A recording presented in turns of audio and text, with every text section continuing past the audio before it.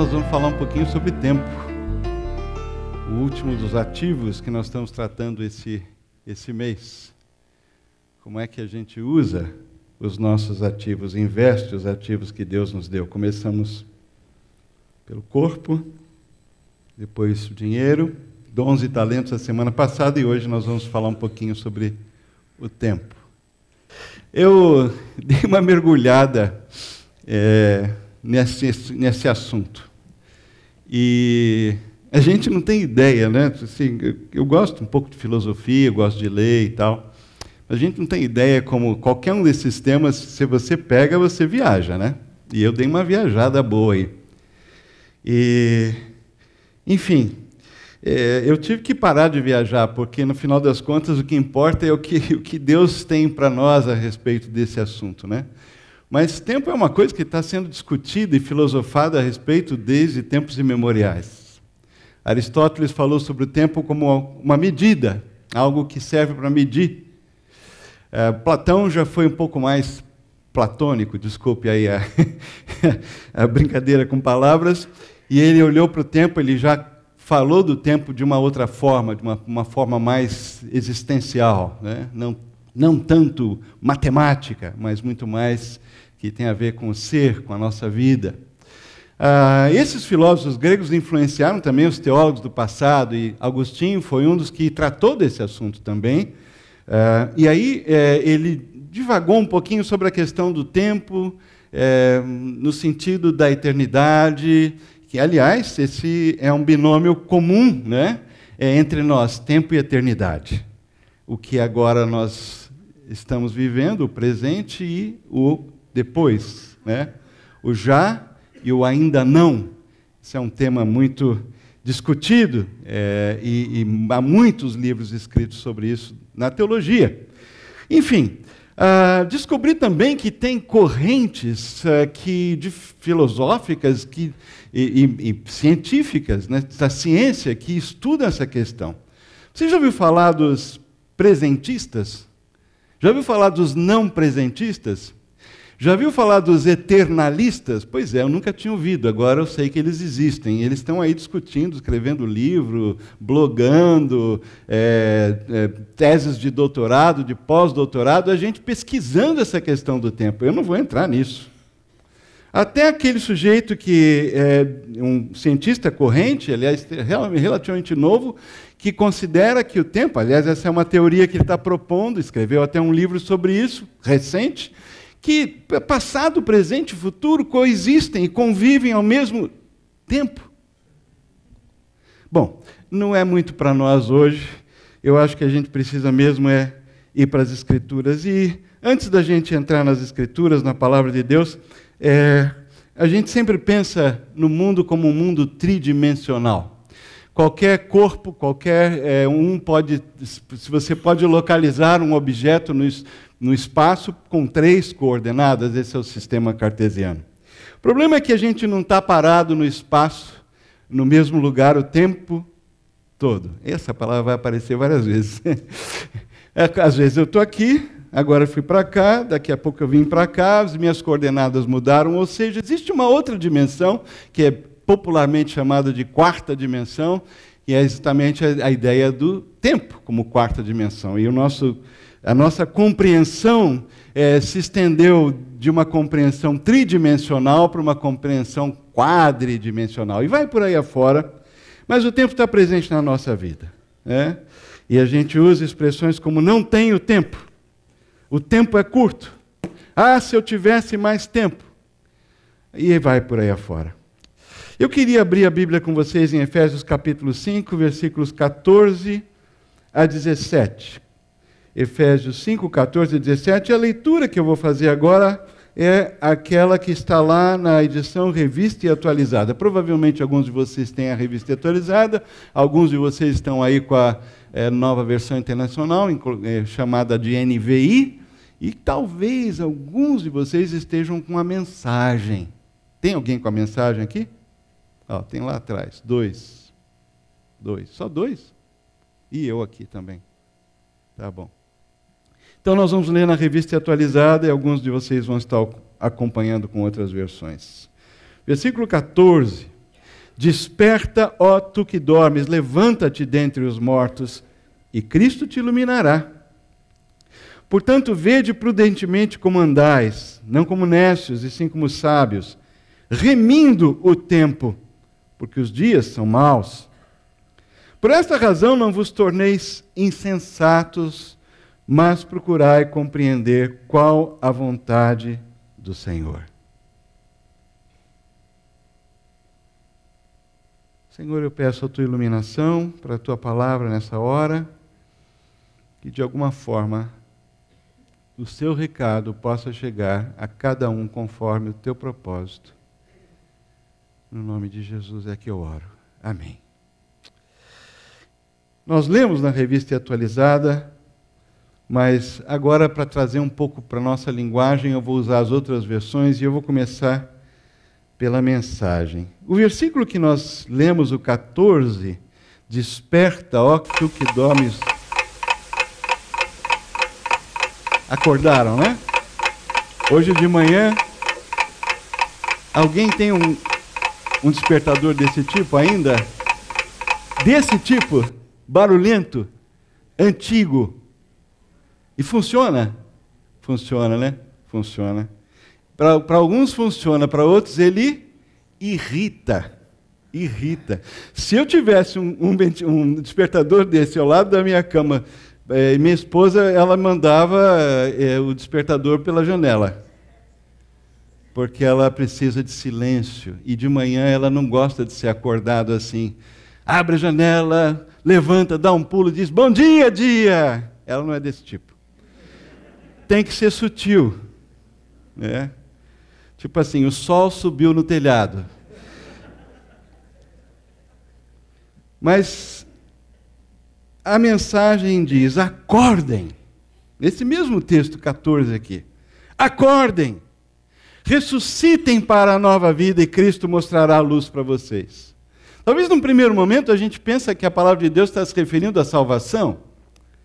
Acontece que Paulo escreve essa carta para uma igreja, uma das igrejas talvez mais doutas, mais conhecedoras das Escrituras, dos ensinos, inclusive os ensinos apostólicos. Paulo ficou nessa igreja um tempão, 2 anos só ensinando todo dia. E fora os 3 meses iniciais que ele entrou na sinagoga e evangelizou a cidade. Foi uma cidade na qual ele ficou e o evangelho se espalhou por toda a província da Ásia Menor, hoje a Turquia. E esse foi o polo do evangelho, para espalhar a mensagem de Cristo. Então era uma igreja que conhecia a palavra. E Paulo, então, nesse texto de Efésios, que já estudamos aqui algum tempo atrás, ele usa essa citação, desperta, ó tu que dormes, ou na mensagem, acordem, ressuscitem para a nova vida e Cristo mostrará a luz para vocês. E ele cita isso, e ele usa essa expressão para crentes, para cristãos, num contexto, conversando com pessoas que andam com Deus, que professam ser seguidores de Jesus Cristo. Como assim? A questão do tempo começa por aí. O tempo, todo mundo tem igual. É o mesmo tempo para todo mundo. Não tem mais, não tem menos. Né? Você pode ter um relógio atômico, ou você pode ter uma ampulheta, o tempo vai ser igual. Do mesmo jeito. Você pode estar atrasado, você pode estar adiantado, mas o tempo é o mesmo para todo mundo. A questão é como é que a gente usa esse ativo que Deus nos deu. E essa palavra de Paulo, e depois ele entra na questão de remir o tempo, que está mais adiante, nos versículos abaixo, é ótima.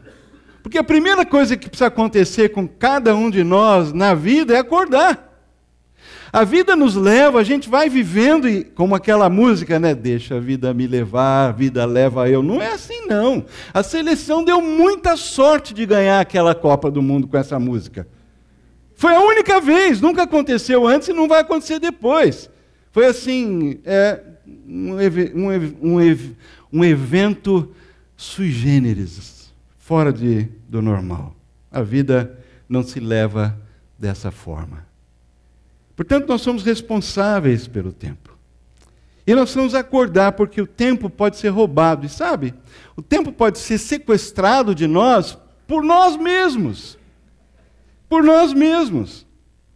Há sequestradores do tempo, e eles são muito conhecidos nossos.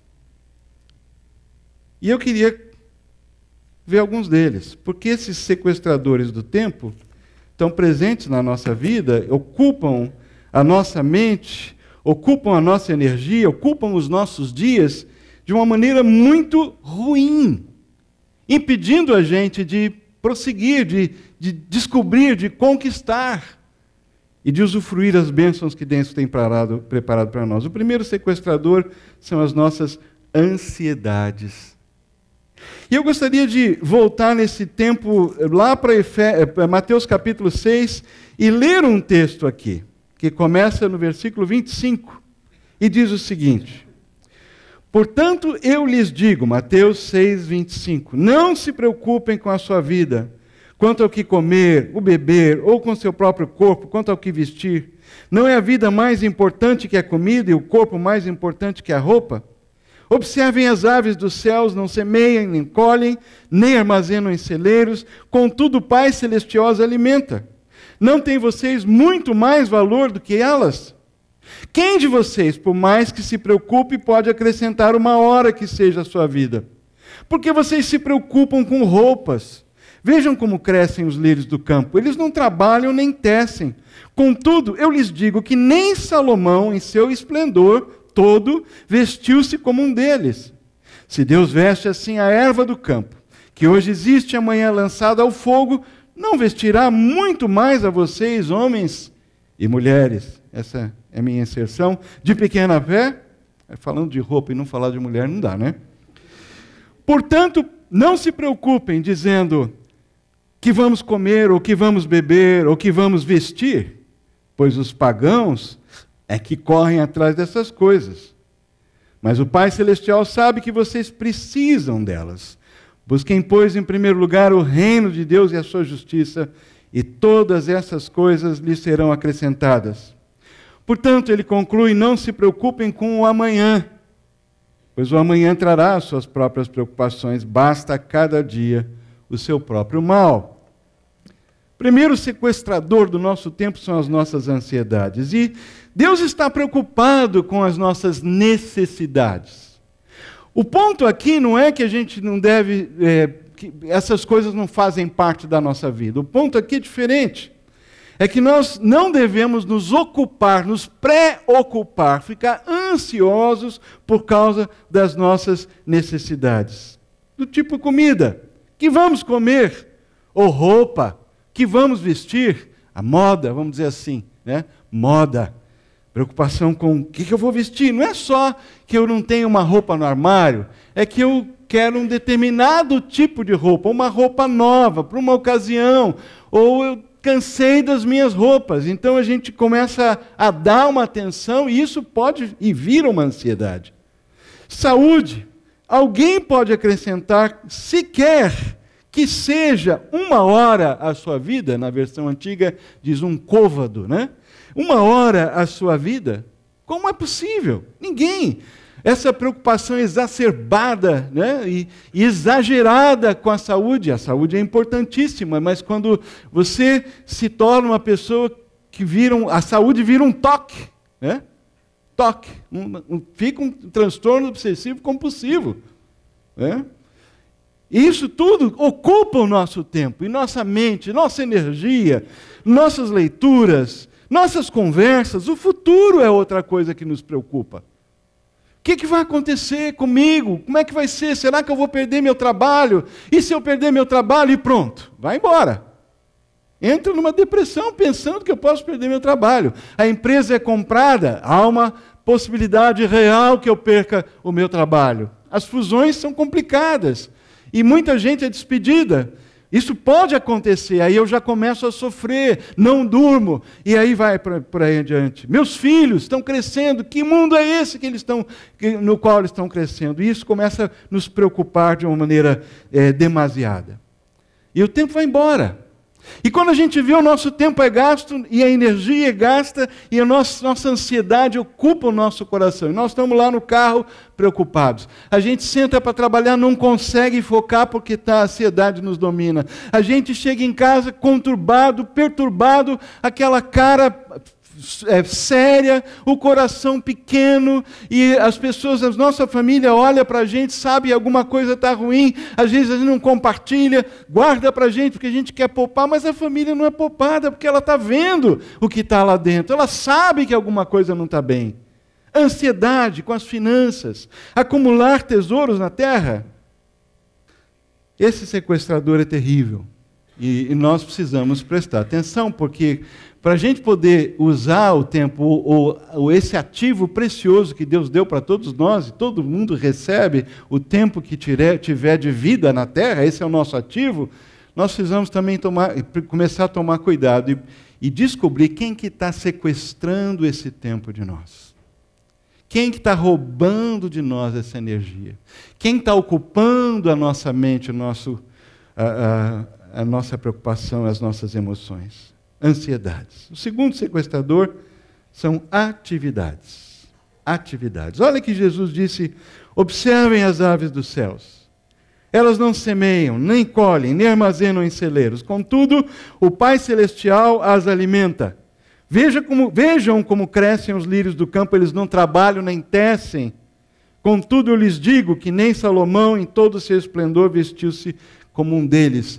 A Marina leu agora há pouco, Salmo 127. Se o Senhor não edificar a casa, em vão trabalham os que ele edificam.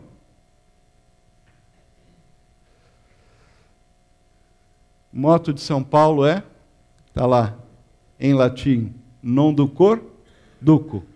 Conduzo, lidero, não sou liderado, não sou conduzido. Tem uma outra expressão que define a nossa cidade. São Paulo não pode parar. E nós absorvemos essa identidade coletiva, essa cultura da cidade de São Paulo. Nós não conseguimos parar. Você é desse tipo que chega em casa, senta senta 5 minutos, 10 minutos, e de repente vai pedir uma pizza, ou a esposa nesse dia preparou alguma coisa em casa, você mesmo cozinhou, mas assim, naquela horinha que você tem ali sentado, parado, para dar uma respirada, para dar uma relaxada, o dia até então foi bem cheio, bem cansativo, mas você está lá e passa 5 minutos, 3, 7 minutos, você não consegue. Você pula da cadeira, vai fazer alguma coisa. Não é nada importante ou talvez assim que vai mudar a sua vida e vai fazer de você uma pessoa melhor. Alguma coisa, pode ser qualquer coisa. Você tem uma lista de coisas que estão lá, que você não consegue fazer porque você não tem tempo, mas ali sentado, de repente, 5, 7 minutos, você lembrou que tem aquela lista. Falou, bom, deixa eu atacar um dos itens da lista. Qual que encaixa no tempo que eu tenho da agora até a hora do jantar? Eu acho que vai dar para, sei lá, será que vai dar para consertar a bicicleta do meu filho? Não, vai levar mais tempo. Trocar aquela lâmpada do quartinho lá de despejo, que a gente sempre abre, só dá para ver o que está lá dentro durante o dia, ou entrar com lanterna durante a noite, porque eu nunca troco a lâmpada, e a esposa já falou 50 mil vezes, eu preciso fazer alguma coisa, é uma coisa boa, aí eu vou fazer. Aí eu troco a lâmpada, eu conserto a bicicleta, eu sento mais 3 minutos, eu preciso fazer mais alguma coisa. Você é desse tipo, que não consegue parar, agitado. Claro, todo mundo precisa se dedicar a tarefas. Deus não está dizendo para a gente sentar e dizer assim, Deus vai cuidar, não preciso trabalhar porque as aves comem, Deus supre e tal, eu não preciso fazer nada. Meus filhos, a escola deles, Deus proverá. Hoje eu não vou trabalhar. Aliás, eu vou parar, eu vou dizer para o meu chefe que eu não preciso mais... Não é isso que Deus está dizendo aqui para nós, Jesus não está se referindo a isso. Ele está falando novamente da nossa atitude interior. O que nos move? Qual é o drive? Qual é a força que nos impulsiona no dia a dia? E para muitos de nós, ativismo, atividade, fazer, encher a agenda, significa que a vida está valendo a pena. Isso é um perigo. Porque quando a gente junta a ansiedade mais o ativismo, as 1000 atividades que a gente acrescenta, porque não tem tempo nem de respirar, né? vai sobrar 0 tempo. Você precisa em algum momento dormir ou você fica acordado de noite? E aí uma pergunta, o que é que você faz naquela hora que você está sentadinho ali? O que é que você faz nesses momentos em que você pode escolher o que fazer com o seu tempo? Porque há coisas que você não tem escolha. Se você estuda, você tem que ir para a escola. Se você trabalha, você tem que estar lá. Mas tem aqueles momentos, aquelas horinhas, que você escolhe o que você vai fazer. O que é que você faz? O que ocupa o seu tempo livre? Isso vai ser um grande indicador se você tem um desequilíbrio nessa área da sua vida e se esse sequestrador terrível está roubando o tempo de você. Aliás, você mesmo, né, é o sequestrador. Você que tem que tirar a máscara e dizer, sou eu. Opa! Então, eu não posso culpar ninguém, eu mesmo sou assim. Um exercício que é muito bom, se você nunca fez, eu já fiz algumas vezes na minha vida, é durante uma semana, anotar a cada hora o que você está fazendo. Vai lá uma gradezinha, um esquemazinho, uma folhinha de papel, pode ser no celular, mas uma folha de papel talvez seja mais fácil, simples, porque é visível, você não precisa ligar, desligar, fica ali do lado, e a cada hora você anota numa linha, uma frase, uma palavra, o que você está fazendo, o seu dia inteiro, da hora que você acordar até a hora que você dormir. Não o que você vai fazer, ou quer fazer, ou espera fazer, o que você realmente faz. E tem que ser honesto. Tem que ser honesto. Não pode idealizar. E no fim da semana, faça um inventário do seu tempo. Eu garanto que você vai ver que você tem muito mais tempo disponível para escolher o que fazer com ele do que você imagina. O terceiro sequestrador são as nossas ambições. No Mateus 6,32, e aqui eu estou usando a mensagem para os dois que têm a mensagem, quem não conhece Deus e não sabe como Ele trabalha é que se prende a essas coisas. Mas vocês conhecem Deus e sabem como Ele trabalha. Ambições. Capítulo 6, 19, eu coloquei lá atrás finanças, não está no texto lido, mas lá é aquela parte também do Sermão da Montanha em que Jesus fala, onde está o teu tesouro? Ali está o teu coração. Não acumulem tesouros na terra. As nossas ambições, elas nos dominam. E é interessante aqui, um pouquinho mais sutil, mas se você fizer uma pesquisa com os seus amigos mais íntimos, e especialmente a sua família, seus filhos, sua esposa ou marido, pergunte para eles o que realmente apaixona você, o que assim deixa os seus olhos brilhando, o que você para tudo para fazer. Pergunta para eles. Talvez tenha uma ou duas coisas que eles vão pensar um pouquinho e vão te dizer. Eu acho que você vai se surpreender. Porque eles não vão dizer assim, talvez para você, não sei, espero que, se for, que maravilha, né? Papai, você tem uma paixão pela oração.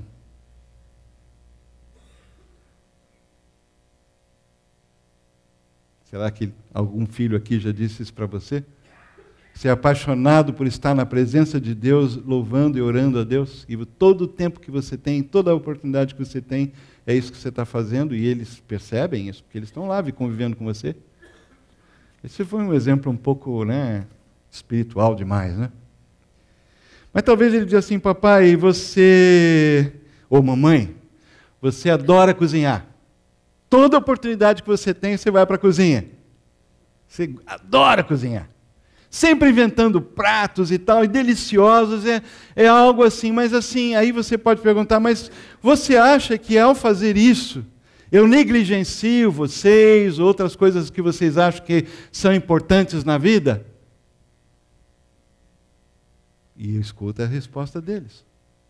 Talvez eles vão dizer, às vezes, mamãe, ou às vezes, querida, às vezes o almoço, a comida é tão importante que a gente não pode nem passar perto de você, porque sai faísca. ou não. Nós somos diferentes, e cada um de nós tem uma paixão, tem algo que domina, ou mais de uma, o nosso coração. Tem gente que é apaixonado por moto. Não sei, não entendo esse pessoal.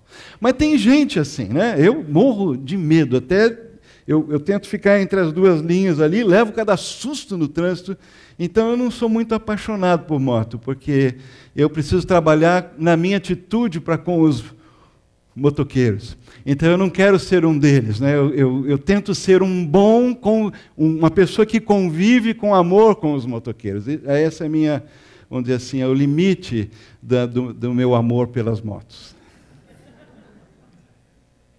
Mas eu não sei o que te apaixona. Mas tem alguma coisa. Se é o dinheiro, se é a sua carreira. E às vezes Deus puxa o nosso tapete, né? Acontecem coisas imprevisíveis que forçam a gente a repensar tudo.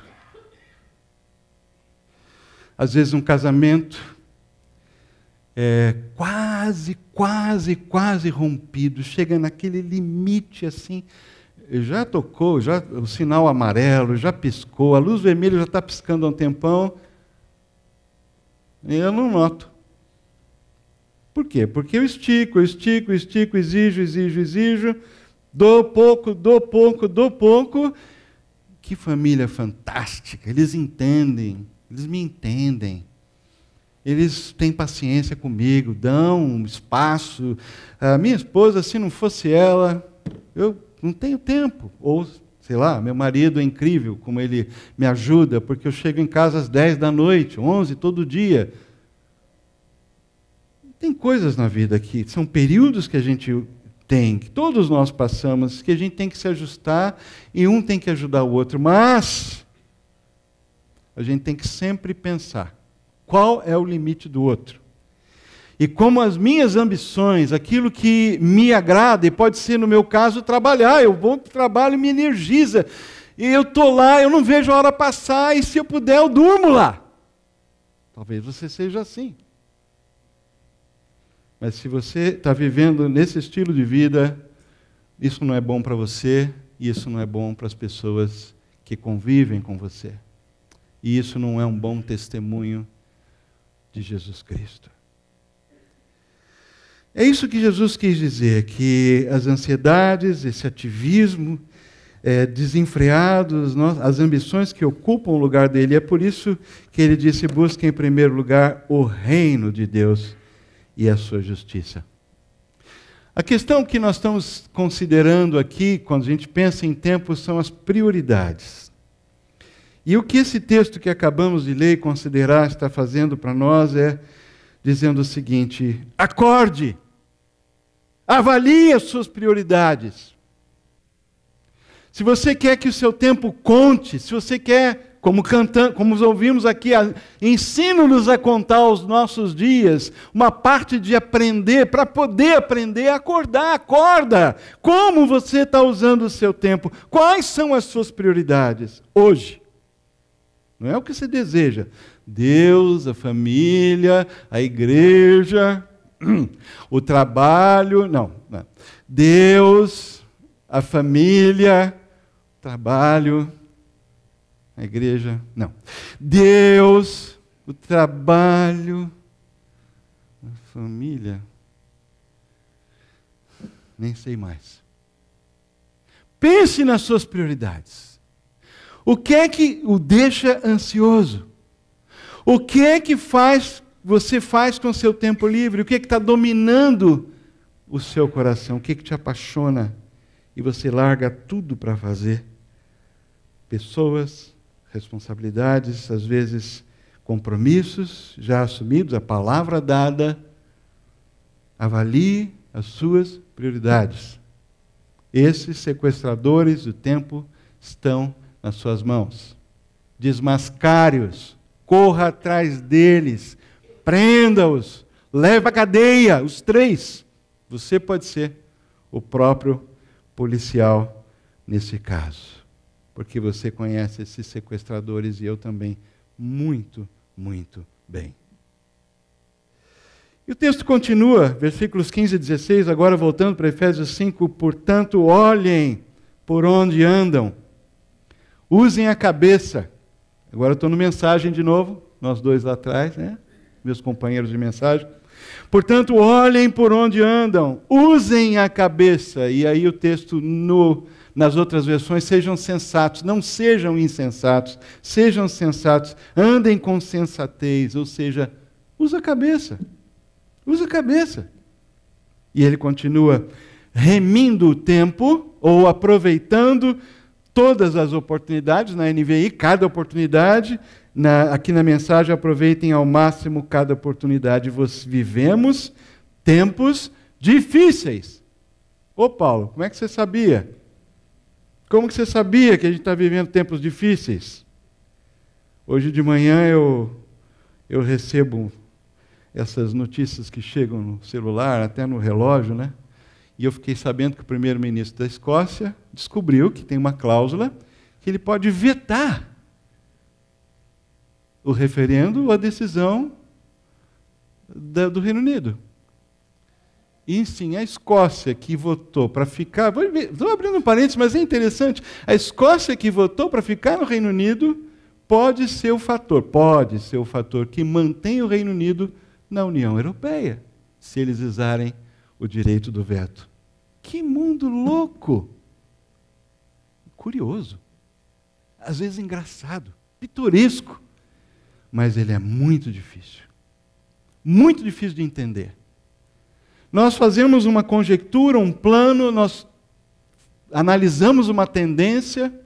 Tem gente que ganha os tubos de dinheiro para falar o que pode acontecer, se isso, se aquilo, mas hoje em dia o negócio está tão complicado que até os consultores chegam com uma árvore. Ó, tem 20 galhos aqui. Se for nessa direção, pode dar isso, isso, isso, isso. Se for nessa direção, pode dar isso, isso, isso. Obrigado, hein? Você me ajudou muito. Mundo complicado. Esse é o nosso tempo. Portanto, a gente precisa viver com muita sabedoria. E eu me lembro daquela frase, né? Basta cada dia o seu mal. Viva o hoje, aproveitando cada oportunidade ao máximo. E que oportunidades são essas? Como é que a gente pode resgatar? Porque a palavra remir o tempo ali é um verbo que significa você tirar do mercado. Você vai lá no mercado, ex-agora. Você vai no mercado, agora, né? É o mercado lá, no tempo da Grécia. Você vai lá e você tira, ex, né? De tirar para fora. Você vai lá, compra. No caso, um escravo redimido significa que você ia lá, ele estava lá para ser comprado e você comprava o escravo e tirava ele do mercado.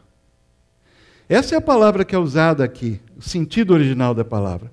Você resgatar alguma coisa, você pagar um preço por aquilo, para resgatar.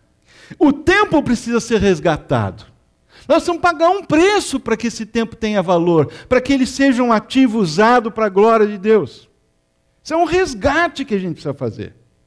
Nós já vimos os sequestradores, eles estão presentes. A gente tem que lidar com isso todos os dias.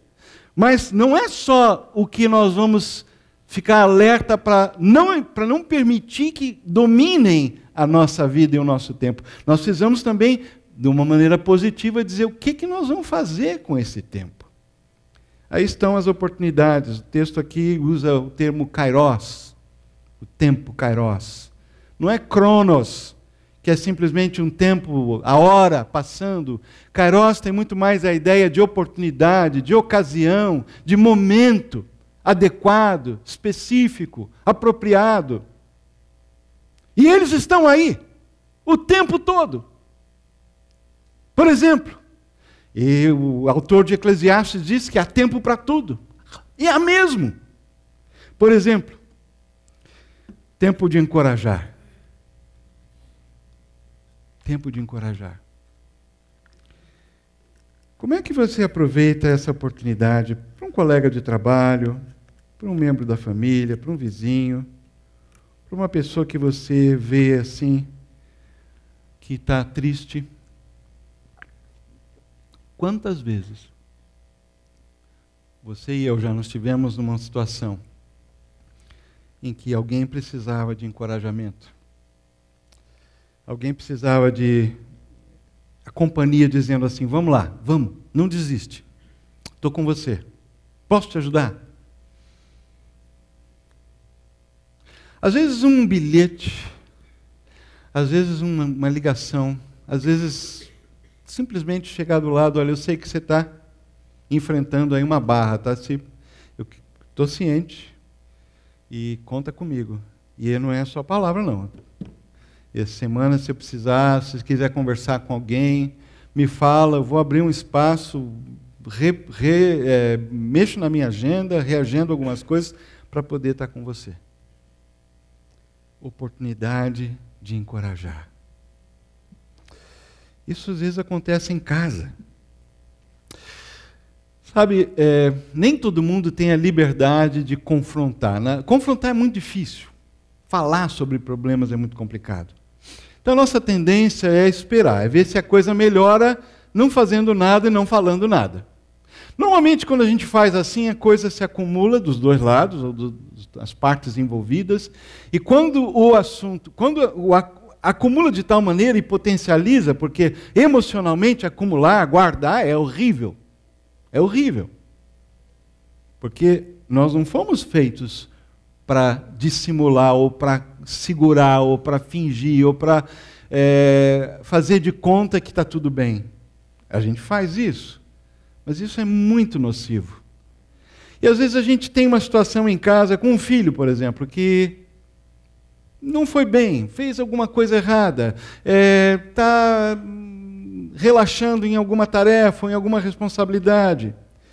E você sabe que ali a esposa falou para você, e aqui é uma palavra para os homens, eu sou pai, sou.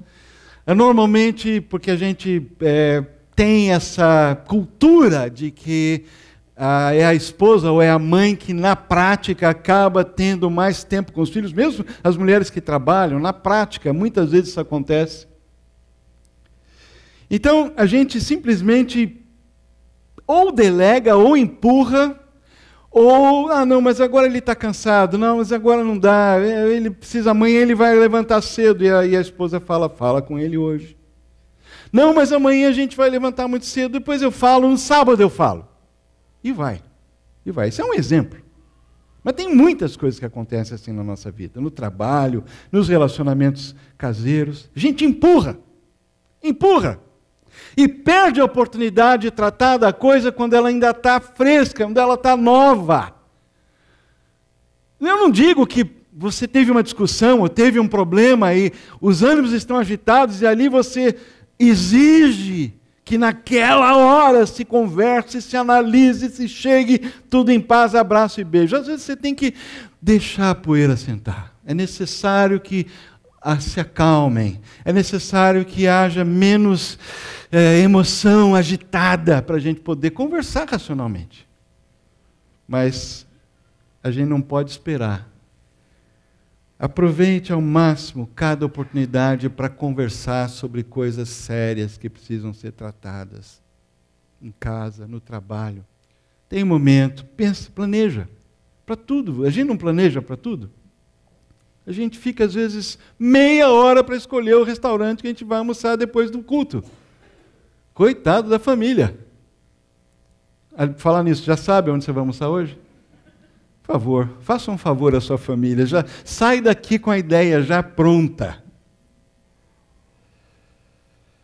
Mas esse negócio de ficar esticando. Oportunidade de ler a Bíblia. Não, de manhã eu acordo correndo e tal, nem tomo café direito, pego um pedaço, uma banana lá na fruteira, vou descascando no elevador, estou dizendo isso porque eu faço isso. Vou descascando no elevador, jogo a casca da banana no lixo, depois no elevador lá na garagem, no lixo que tem ali na porta da garagem, pumba!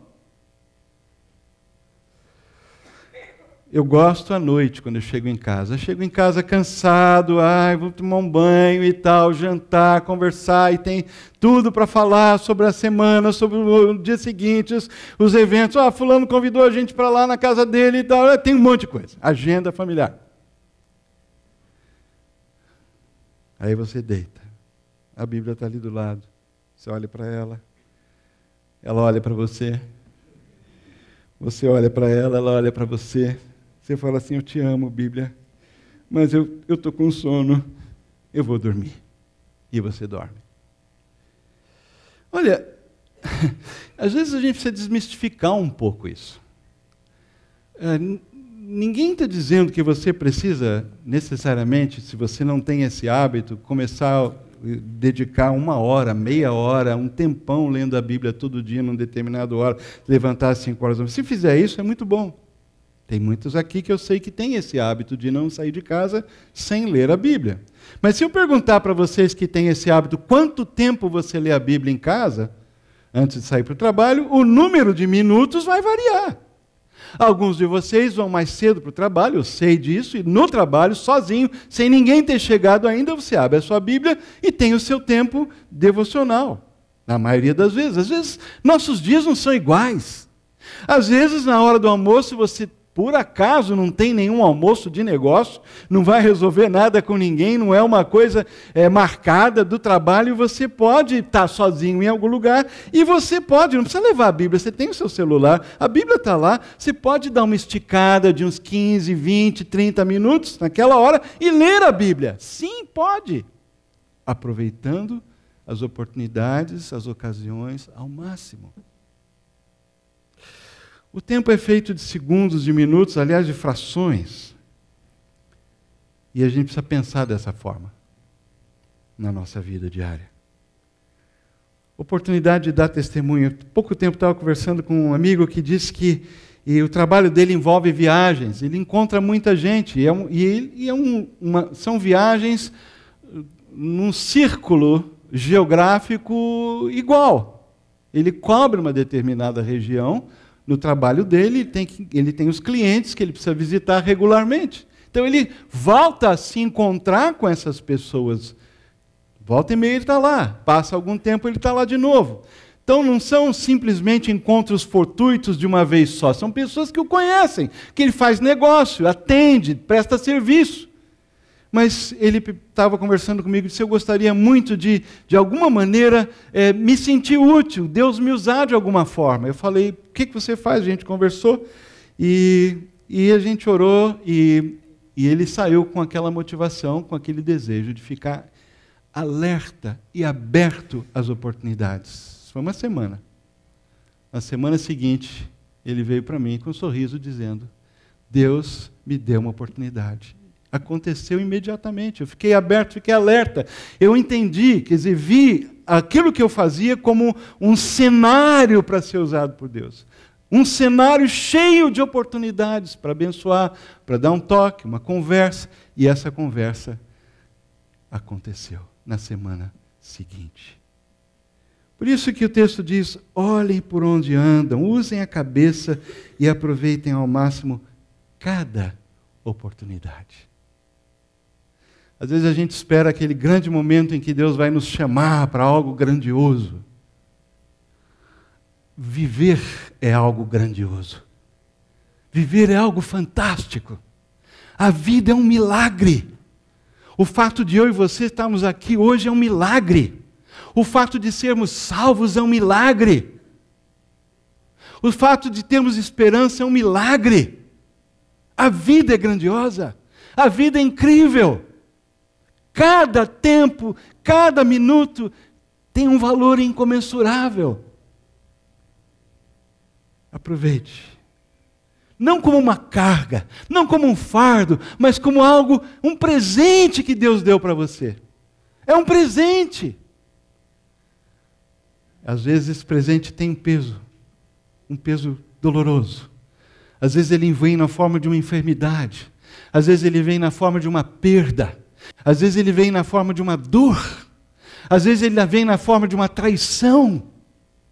E a gente olha para esses eventos e esses momentos da vida e não são agradáveis, eles machucam.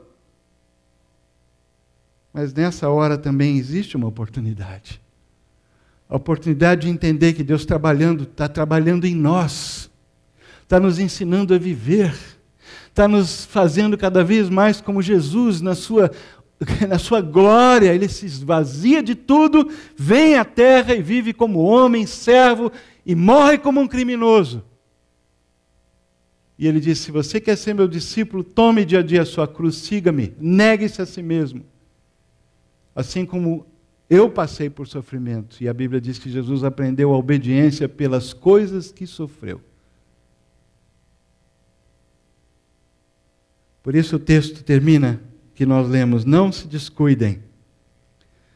Tentem entender o que o Senhor quer de vocês. Tentem entender o que o Senhor quer de vocês. Eu gosto muito de um poema de Pierre Teilhard de Chardin, e traduzido em português: confie no lento trabalho de Deus. Acima de tudo, confia no lento trabalho de Deus. Somos, por natureza, em tudo impacientes, para chegar sem demora ao fim. Gostamos de pular as etapas do meio, ficamos impacientes quando nos dirigimos a algo desconhecido ou novo.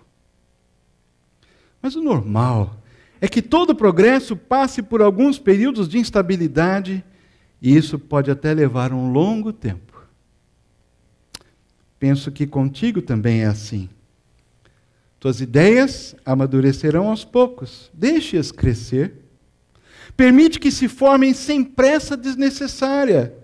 Não tentes colocá-las em prática à força, como se pudesses ser hoje o que o tempo, quero dizer, a graça e as circunstâncias agindo em tua vida, farão de ti um novo espírito que se forma gradualmente em ti. Concede a Deus o benefício de crer que está sendo guiado por sua mão e aceita a ansiedade de sentir-te em suspenso e incompleto. Acima de tudo, confia no lento trabalho de Deus, nosso amado vinhateiro. Amém. Vamos ouvir agora essa oração, que foi cantada agora há pouco, o refrão, e nós vamos orar em seguida. Mas esse é um momento seu. Tem um momento de oração pessoal agora. Você e Deus. Enquanto você ouve essas palavras cantadas, peça a Deus que ilumine você e que a palavra dele possa, de alguma forma, motivar o seu coração a confessar o pecado, aquilo que você tem negligenciado, de se colocar diante de Deus com o propósito de realmente usar esse ativo que é o tempo, que é a vida que Ele deu para você, de uma maneira que o glorifica. Faça essa oração agora em silêncio enquanto você ouve esse refrão.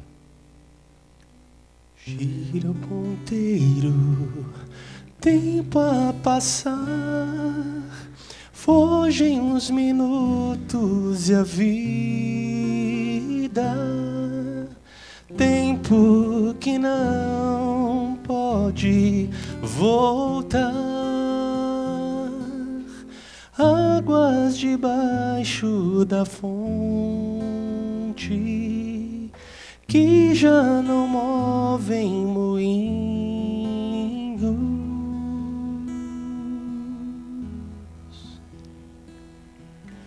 Enquanto a vida importa lembrar, jovem do teu Criador, tudo que tens compartilhar, tempo, talentos e o teu vigor. Senhor, ensina-nos a contar os nossos momentos, as nossas oportunidades, em casa, no trabalho, na rua, no trânsito. Momentos de adoração, momentos de gratidão, momentos de abençoar com palavras, momentos de confrontar em amor, momentos de testemunho, momentos de consolo, de conforto, de encorajamento, momentos preciosos de ficar na Tua presença. Momentos que fazem da nossa vida uma vida que vale a pena viver. Ensina-nos, Senhor, a contar os nossos dias